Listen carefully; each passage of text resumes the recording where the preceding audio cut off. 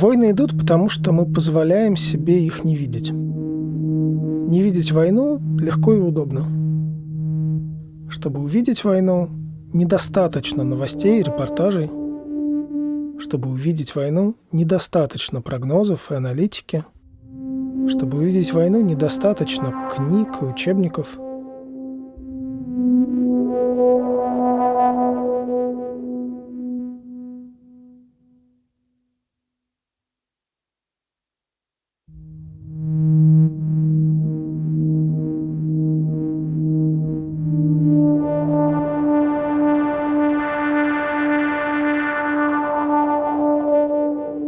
Чтобы увидеть войну, достаточно увидеть двух человек.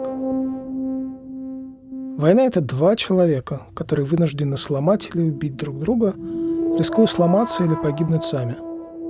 И оба этого совершенно не хотят.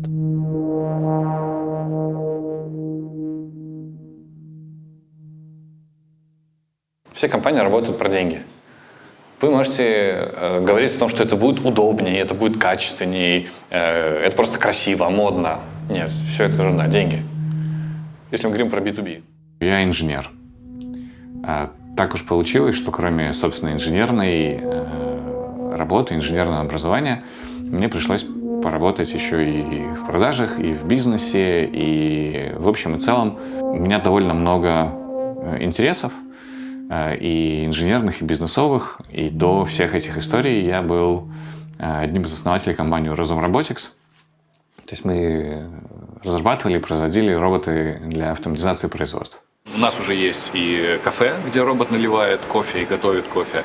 У нас есть Горьевская сельхозакадемия, они изучают, как собирать урожай в теплицах. У нас есть белорусские хирурги, которые уже сделали первую операцию с этим роботом на глазу. Ну и промышленное применение тоже никто не отменял. Я занимался бегом. Сначала начинал 1500 метров, 3000 метров. Ну, дальше уже переквалифицировался в марафон. Была группа, тренировка, то есть где тренировались лучшие марафонцы, так скажем, страны и лучший тренер. Получается, что за свою жизнь пробежал 42 марафона. Вот, и, ну, да, такая у меня... Я очень полюбил этот вид дистанции, потому что это как отдельная жизнь. Алексею оставалось несколько лет до завершения карьеры. Михаил искал и находил клиентов по всему миру, работая в красивом офисе в сердце восточноевропейской долины стартапов. Обе их жизни были полны сотнями забот, вызовов и побед. Каждый из них знал свое дело до мельчайших нюансов, о которых мог говорить часами. А еще в их жизни были дом, семья, дети. У меня дети и жена вроде бы спали, то есть такое воскресенье же было. Собаку я тоже так рано не водил гулять. Выхожу на кухню, я обычно чай себе делаю в термос, делаю овсяную кашу. Как спортсмен уже привык овсянку с утра постоянно есть.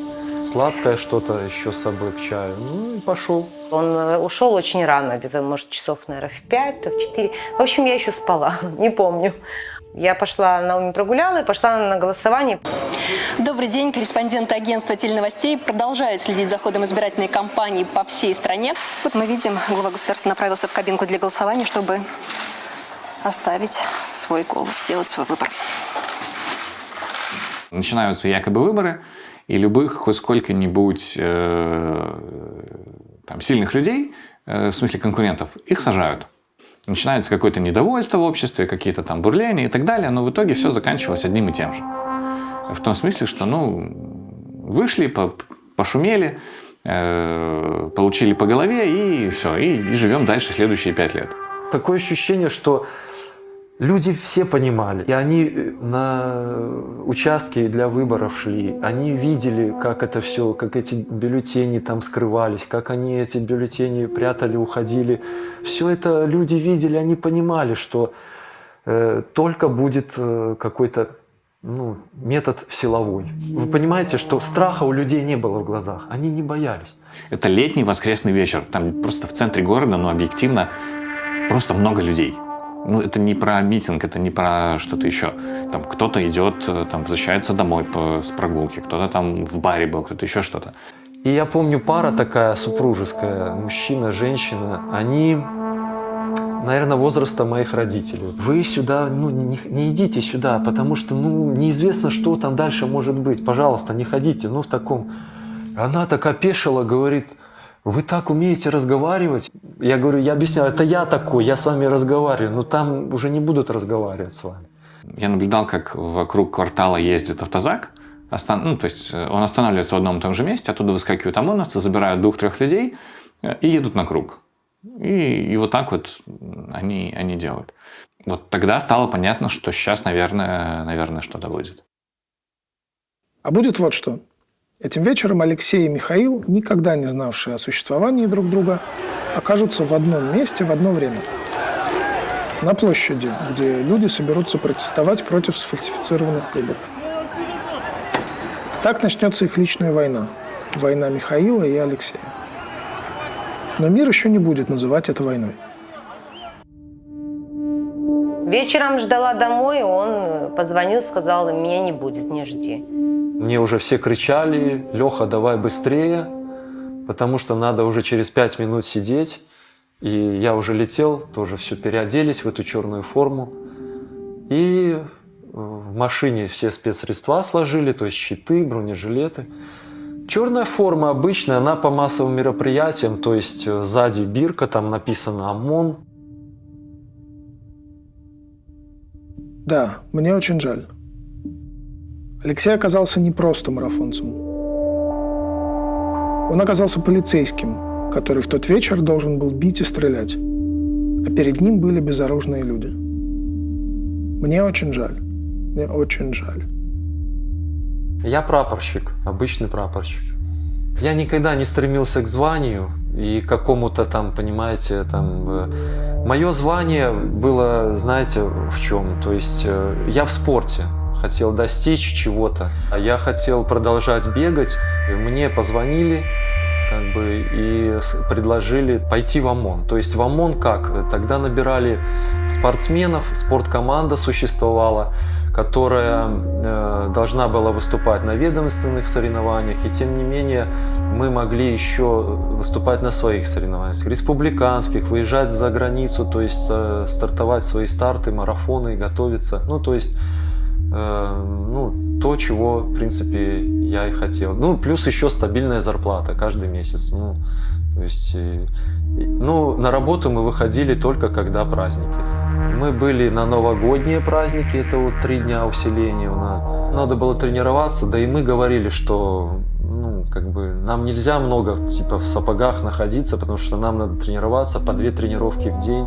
То есть какие-то сверхзадачи мы не выполняли. Я не знаю, были они, не были, то есть тоже до конца не вникал в эти задачи.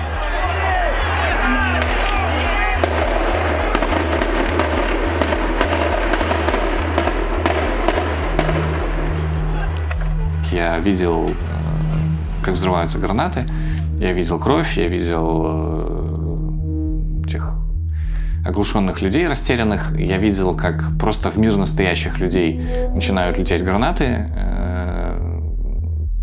стрелять там практически в упор. Но мне удалось уйти, я пытался как-то прорваться через интернет, какие-то там VPN пробовал, и пялился в телефон, в общем.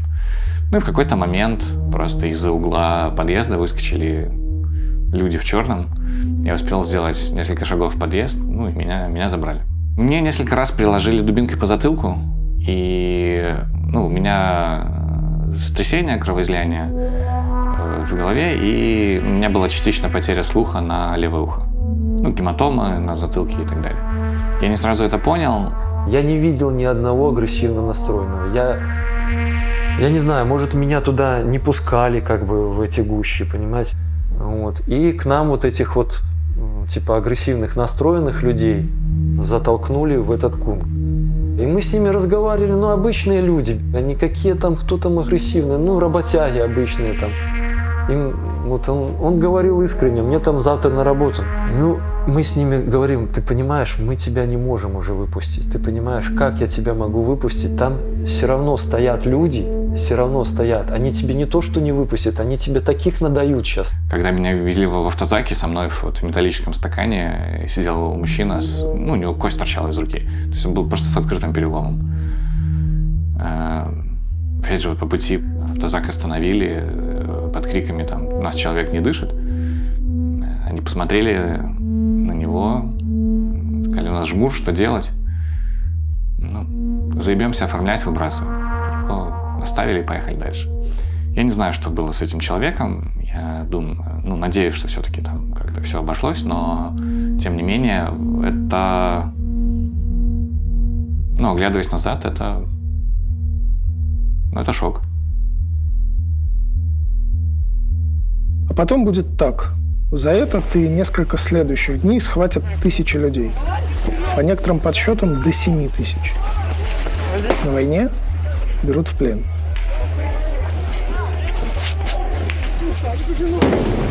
Но мир еще не будет называть это войной.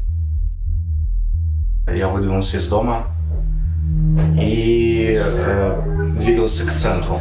Зашел за угол на какой-то из улиц. И вижу, на меня идут люди в камуфляже. По приезду в РОВД дверь открылась автозака. И я увидел коридор из сотрудников ОМОНа. Такой коридор по две стороны. И каждый уже ждал, наготове был, стоял с дубинкой. Я выходил, может, в конце, то есть я слышал, как они уже бьют. Бегом, блядь! Бегом! Голову вниз, блядь! Вниз, голову! Сука, вниз! Там некая дорожка, вымощенная, да, брусчаткой. И по обеим ее сторонам стоят люди с дубинками. И бьют всех тех, кто... То есть подъезжает автозак, и там несколько, открывается дверь, и по команде всех начинают из этого автозака выбрасывать. Многие люди в наручниках, в стяжках пластиковых, то есть им дают пинка под зад, они полетели там головой вниз в землю. То есть он поднимается, пытается бежать, его дубинками, в общем...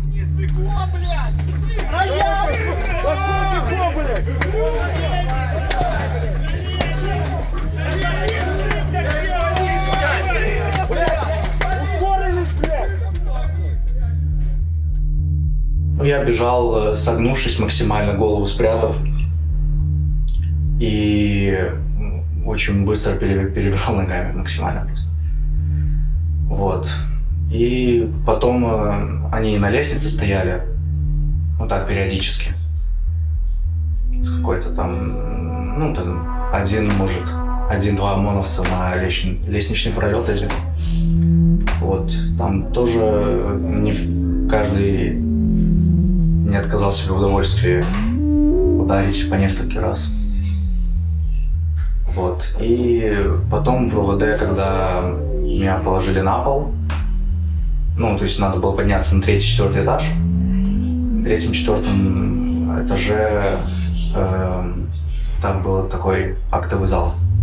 В этом актовом зале мы все легли на пол, все, кто приехал. И в один момент, буквально даже в самом начале, спустя, может, 5 минут, я услышал: возьми его, поработаем с ним. Меня взяли,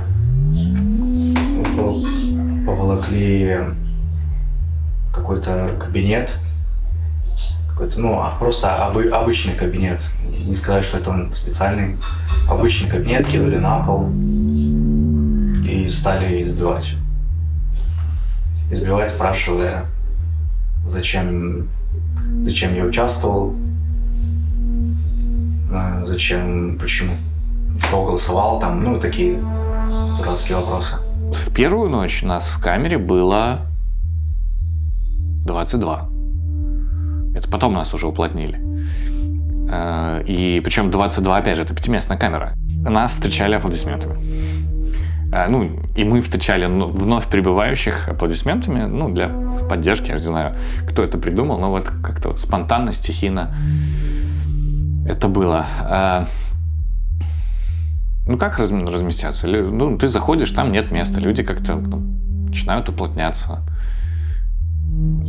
Как-то там боком протискиваешься, потом это как-то распределяется. Ничего. Все мокрое. То есть на стенах конденсат от дыхания, на окнах конденсат, дышать нечем.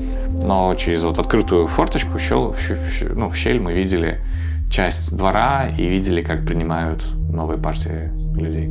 Там было, видно кусок двора, это дорожка, на которой был вот этот коридор с палками, и подъезжающие автозаки. Их уже били.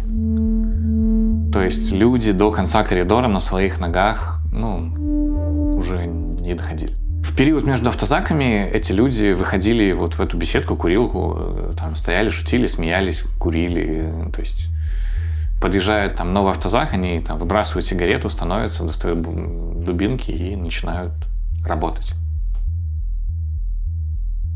Я нахожусь в МАЗе, не в кабине, а получается, кузов вот этот такой железный, в нем находишься. Я не видел, что там происходило на данный момент. Я слышал, там были и зарево, и стрельба. Я вначале не понял, я думал, может салют кто-то, петарды какие-то взрываются, да? Но я не понял, что так широко можно было использовать. Я вам так хочу сказать, вся ночь у меня проходила под таким, лишь бы мы туда не поехали, лишь бы нас не заставляли там кого-то забирать, кого-то сажать в этот... Понимаете, то есть я выполняю свою работу, все. Но я себя в чем оправдал, что я то, что я мог сделать, я сделал. Я людей не трогаю, я людей не задерживаю, не применяю физическую силу. То есть то, что я могу на данный момент, я делаю. То есть в этом плане вот так я себя оправдываю, понимаете? Камера на 5 человек, когда нас было 47, там люди теряли сознание. И люди пытались, обратить на это внимание, кричать, что там нам нечем дышать. Но им в ответ для стимуляции дыхания запускали газ в камеру. Химическая, очень едкая дрянь, то есть легкие выворачиваются наизнанку. Слезы текут, не дай бог это на кожу попадает. Там прям приятного мало. Потом я перебрался на подоконник. Окна закрашены белой краской, ничего не видно.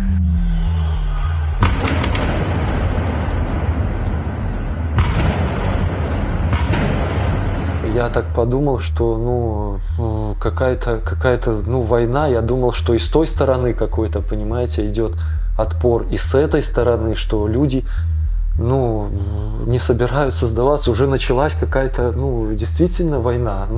Такая, да, была картина, потому что зарево происходили в одном районе, зарево в другом районе, эти самые вспышки. Я не понимал, вообще, что происходит, если честно. Такого никогда не было, такого никогда не видел. И уже когда начали поступать команды, я уже по станции было слышно, что применить спецсредства. То есть применить спецсредства, это и означало вот эти именно шумовые гранаты и резиновые пули. Я почувствовал лишь одно, что неужели так все печально, что пришлось применять, допустим, спецсредства. В ночь с 10 на 11 в городе была война. То есть, если 9 числа там гранаты были кое-где, мы их слышали, то 10 числа они не умолкали до утра, всю ночь и по всему городу. То есть мы не понимали, как сориентировано этот ИОС, то есть где там, в какой стране там что, и мы пытались сначала по разрывам примерно сориентироваться, где это может быть. То есть мы же знали основные места, где это может быть, но потом оно начало идти просто со всех сторон. Стрельба, разрывы гранат, и стало понятно, что идет по всему городу. И что это явно и в спальных районах, что это и в центре, и везде.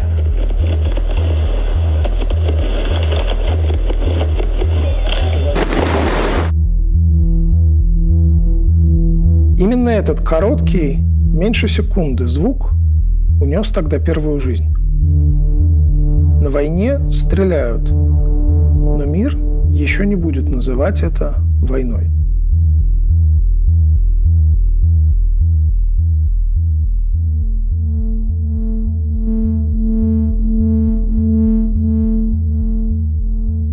Мы уже вернулись на базу и находились там. Нам сказали, никуда нас домой не отпускают, мы должны спать там, на базе. Первый день все как-то получали такое, знаете, то ли они, им нравилось, то есть, понимаете, не то, что им нравилось, то есть то, что они защищают страну от какого-то врага. То есть они, понимаете, они это делали с чувством преисполненного долга. То есть они должны были это сделать, и то есть у них не было ни грамма там сожаления, что-то сделавших.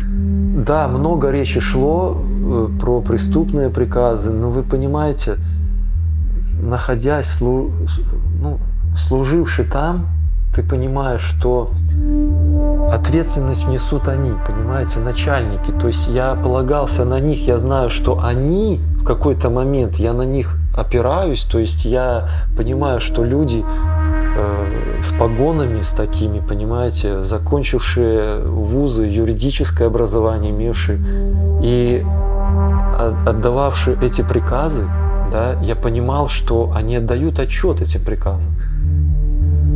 Командир моего отделения говорит: Алексей, ты запомни, что эти люди, они проплачены, у них деньги.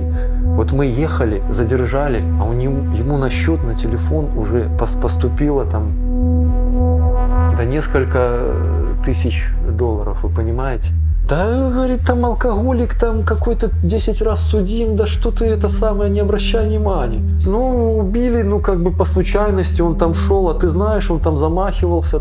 Это я все помню смутно, но вот эти слова были, то есть вот эти оправдания, то, что он 1000 раз судим, и 1000 раз он там приступал закон, и тут он шел такой пьяный весь на толпу, и руку эту поднял, понимаете, то есть и являлось фактором, что его надо убить.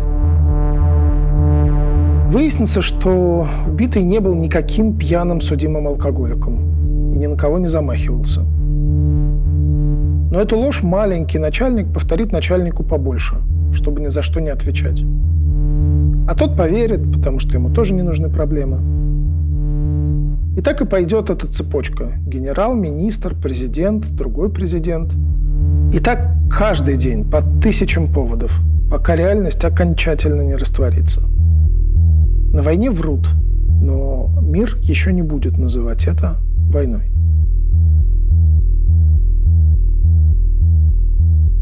Я сам не был согласен со всем этим, понимаете. У меня внутри шло такое борьба одного человека, понимаете, и другого. И я знаю, что половина ребят, служивших там, это тоже знают. Они понимают все это, но они или зомби какими-то становились. Я не знаю кем, но люди, знаете, я уже в последнее время перестал их узнавать, потому что или эта усталость по несколько часов на работе, или то, что их заставляют делать то, что они, может, и не хотят делать, но они делают, понимаете. В тот момент еще живешь тем, что да нет, сейчас сейчас раскроют это все дело, выяснят, что там действительно человек что-то наносил, может у него какой-то было действительно или граната в руках, или что-то. Не могут так просто взять, захотелось кому-то взять, выстрелить, и это была смертельная травма. До меня до такой мысли я не мог допустить, понимаете, себе такого допустить. Вот этот вакуум, который создали для нас, находившись на работе, да, сформировал то, что я не понимал. Да, действительно, они враги, наверное. Они действительно хотят того, наверное, хотят, как нас говорили, дестабилизация обстановки в стране. Такое слово, до конца не могу его понять, вообще раскрыть это.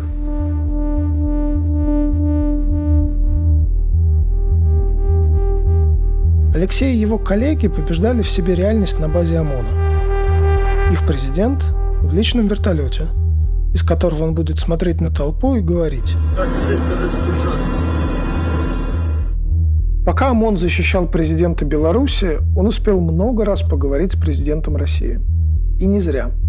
Он получит деньги, много денег, получит десант российских пропагандистов, а Российская национальная гвардия приготовится подавлять граждан другой соседней страны.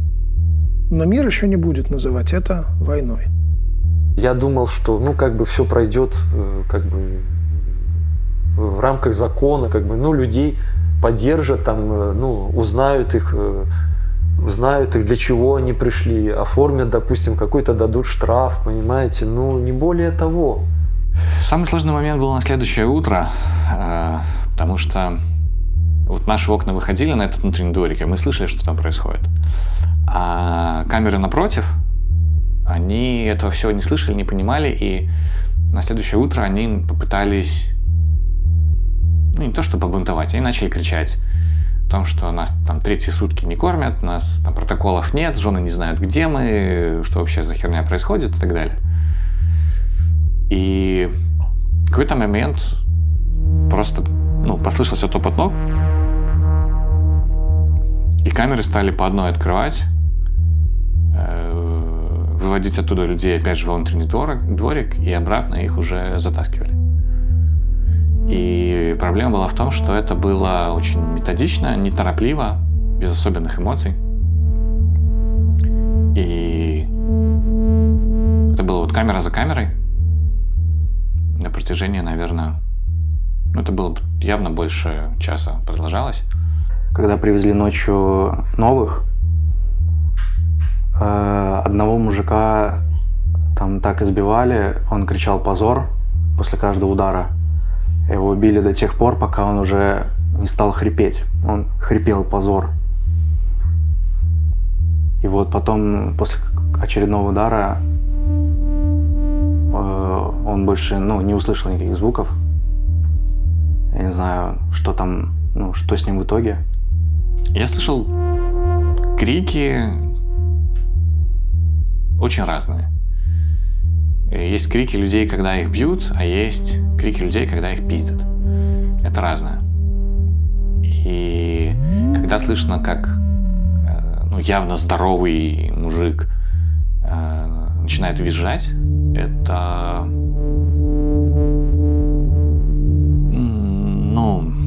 я бы не хотел еще раз в этом оказаться. И уж тем более я не хотел бы оказаться на его месте. И когда открывается новая дверь, и ты просто не знаешь, это уже за тобой или пока еще нет. И это очень гадкое чувство. Это как раз про вот эту присказку, что ожидание смерти хуже самой смерти. И самый неприятный был момент, когда открылась дверь нашей камеры. Очень липкая, очень холодная тишина. Я уж не знаю почему, что там, как произошло, но этот человек сказал очень коротко: «Суки, я вас не слышу», и закрыл дверь. И чувство, которое было после этого, оно очень гадкое. То есть это, с одной стороны, громадное облегчение, а с другой стороны, чувство вины перед остальными, перед теми, до кого это очень дошло. И я встречал этих людей потом. Они все были уверены в том, что это произошло со всеми. И я, честно говоря, просто не решился сказать, что конкретно со мной этого не было. И с нашей камерой.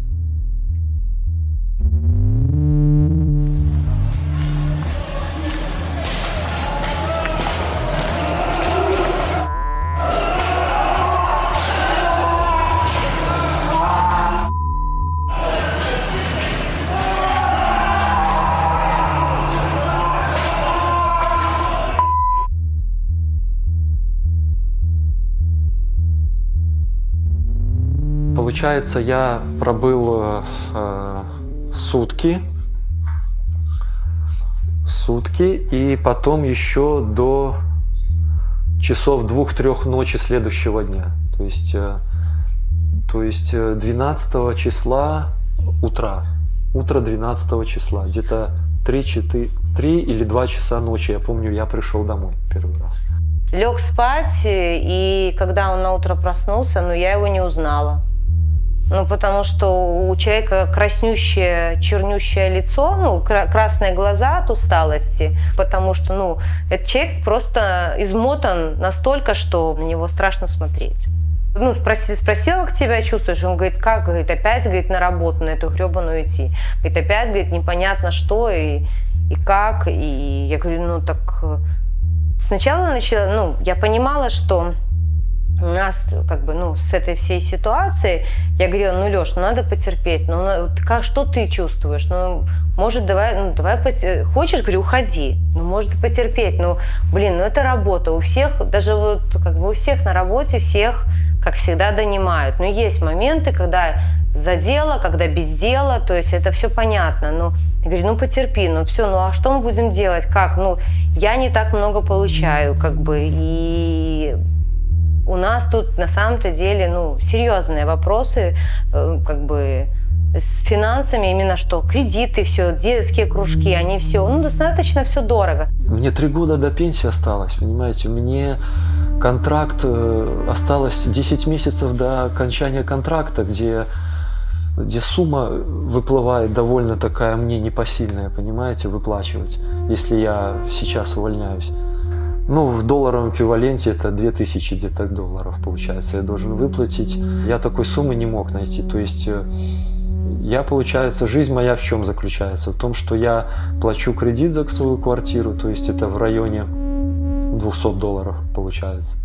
И остальные средства, допустим, учеба детей, естественно, как другие походы в магазины, кружки. Я много уделяю воспитанию детей, я уделяю репетиторству много. Я практически всю зарплату свою отдавал. То есть я плюс коммунальные услуги, все это, уходила вся зарплата моя. Я говорила, а как мы будем? Ты понимаешь, что у нас это, и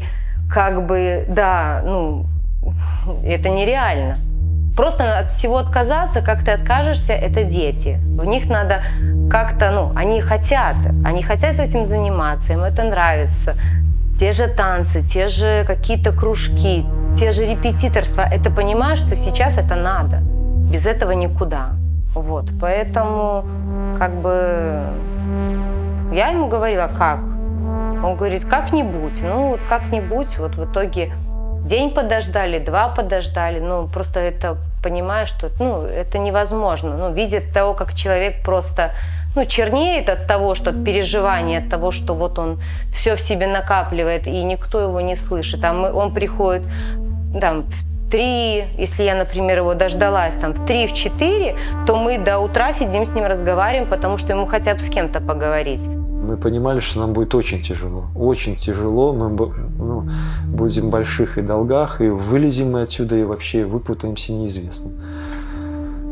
И на данный момент такой острый в плане финансов существовал, поэтому откладывало все это дело, момент, и игра с совестью очень долго откладывалась.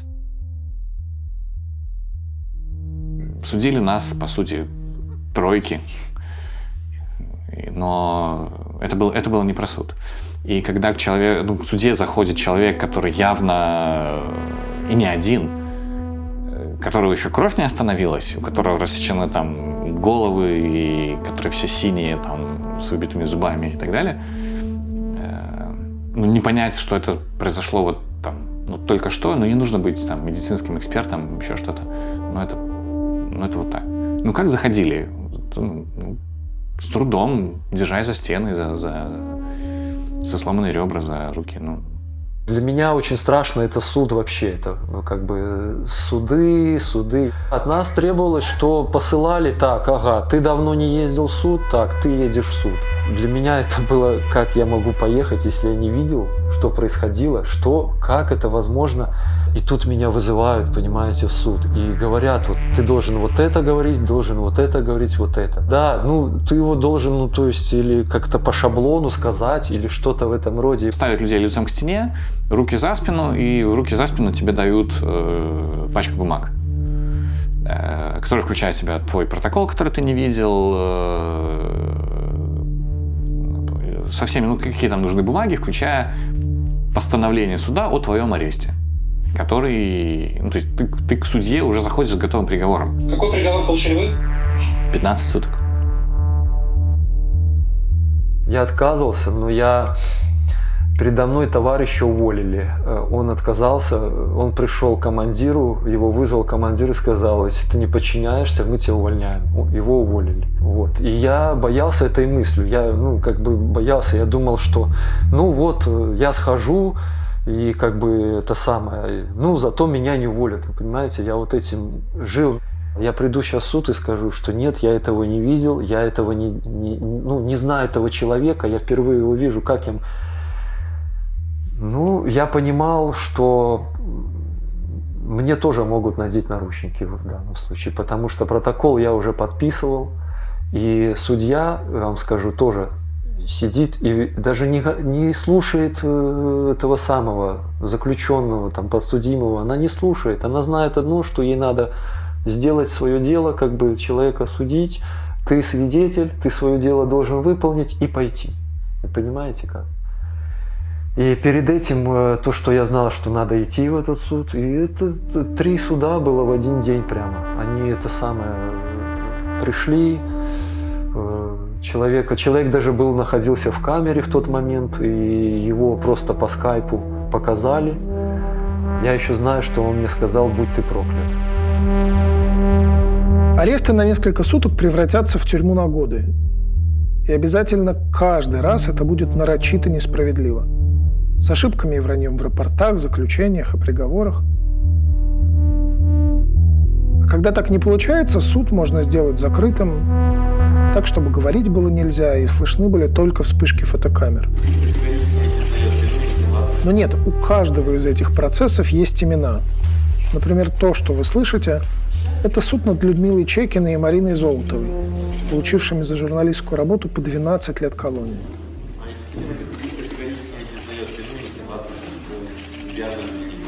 Таких судов будут 1000, но мир еще не будет называть это войной.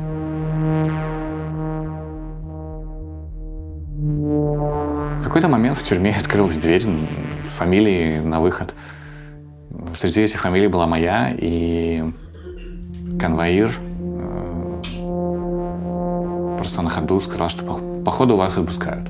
Я не поверил. Во-первых, я много о чем таком читал у советских сидельцев, того же Солженицына, что это известная штука, приободрить людей. К тому же я просто из понимания, как работает право, я знал, что это невозможно. Нельзя просто человека взять и отпустить. И нас повели, и в какой-то момент, опять же, конвоир сказал, что, ребята, руки за спиной можно уже не держать. И я поймал себя мыслью, что я иду, у меня руки за спиной, что я смотрю в пол, в землю. И это было определенное усилие над собой, чтобы сменить позу. Когда я вышел, то есть я же сам не ожидал, что меня выпустят, уж тем более не ожидал, что там кто-то будет ждать. И я вышел, услышал «Миша, Миша», но меня поймали, меня отвели в сторону, мне дали попить воды, дали позвонить жене. И где-то час я просто просидел и смотрел в никуда. Просто на бордюре. Там было очень много людей. Там было несколько сотен волонтеров.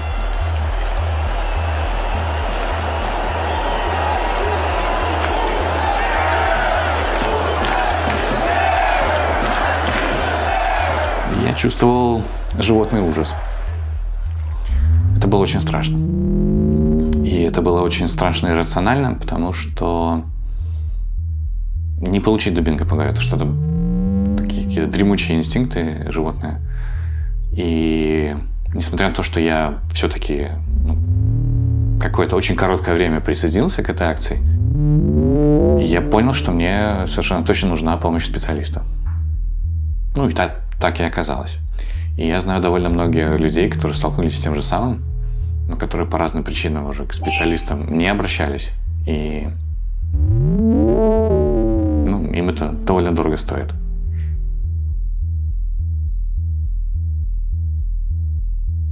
Сотни волонтеров, которых встретил на выходе из заключения Михаил, окажутся только верхушкой айсберга. Тысячи людей будут помогать жертвам деньгами, организацией лечения, выездом и обустройством за границей, транспортом, да просто распространением информации.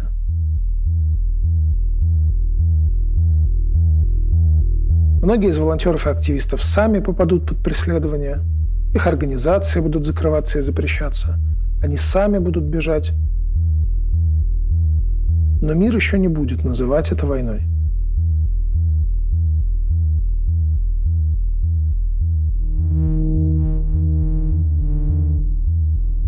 Мне говорили, что убили человека, то есть раздавили транспортом.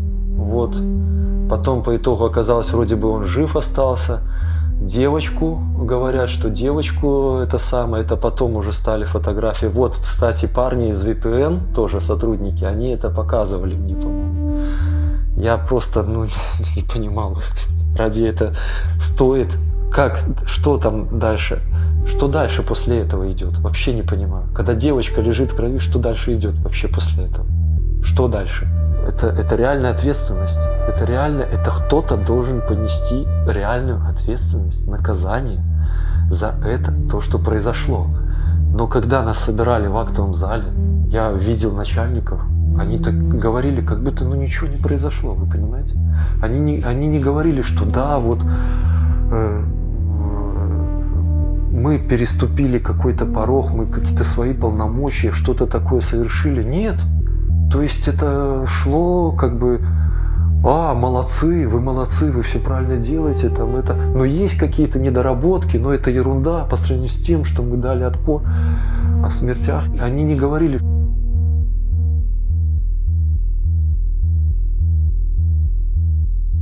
Сегодня я уволился из органов, так как моя жизненная и духовная позиция противоречит той ситуации, которая сейчас происходит.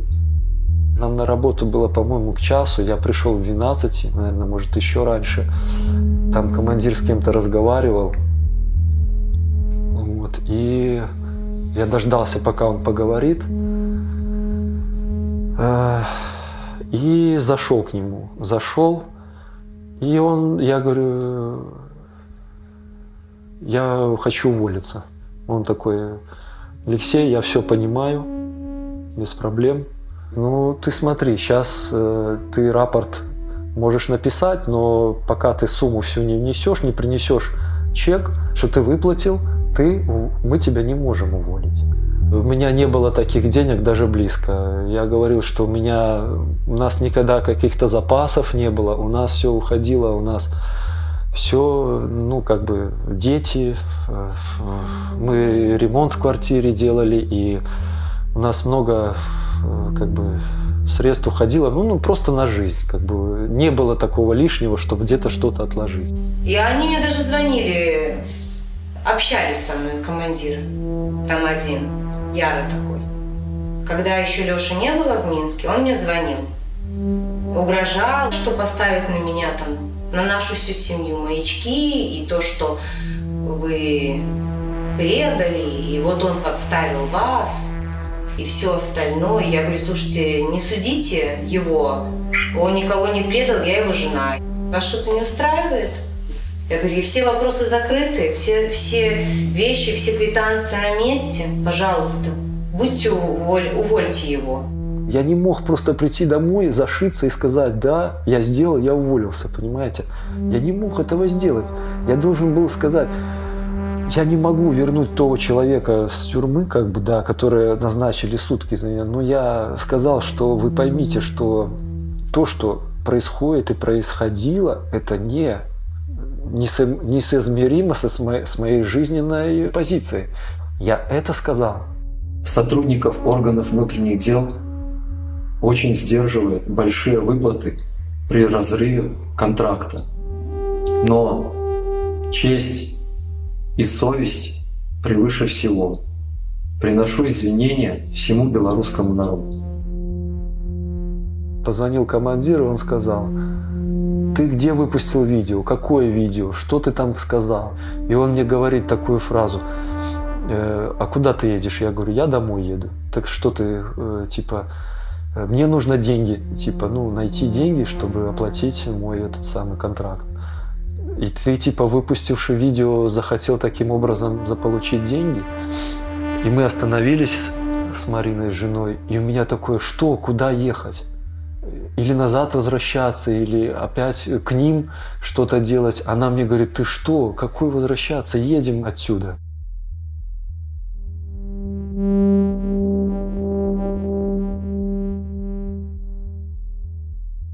В какой-то момент я почувствовал накопившуюся усталость и решил сделать паузу и уехать с семьей на отдых. Выключить интернет и немножечко из этого выпасть.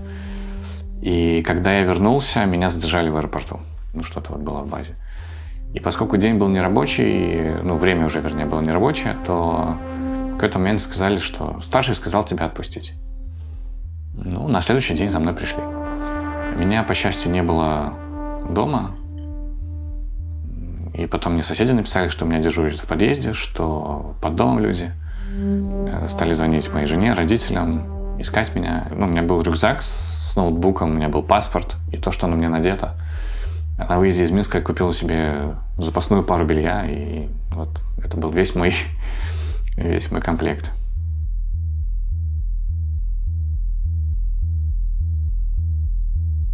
То есть, по сути, эти несколько дней, 6 дней лишили вас дела, которому вы отдали... Несколько лет. Много лет? Да, так и есть. То есть, по сути, вам сейчас надо начинать все с чистого листа? Да, так и есть.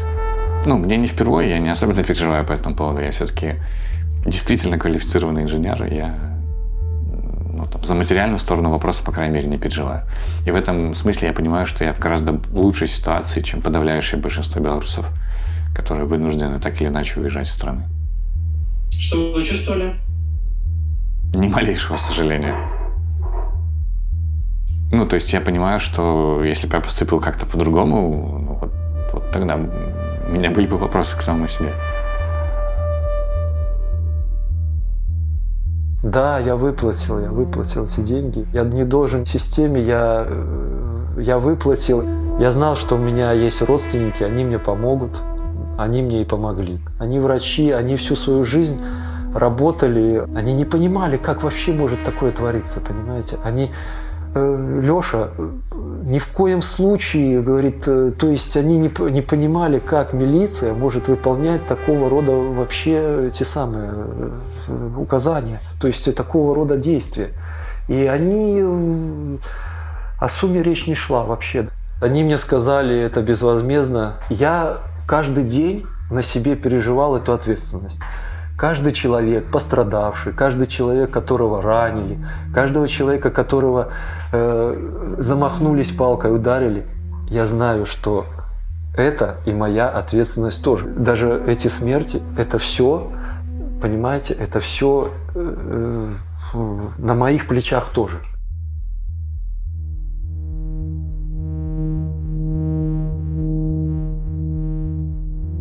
Когда пошел снег, все протесты были подавлены. Мир не называл это войной. Лукашенко грозил Европе и спровоцировал кризис на границе с Польшей. Мир не называл это войной. Войска России с тяжелой техникой вошли в Беларусь. Мир не называл это войной. И эти войска подошли к Украине и...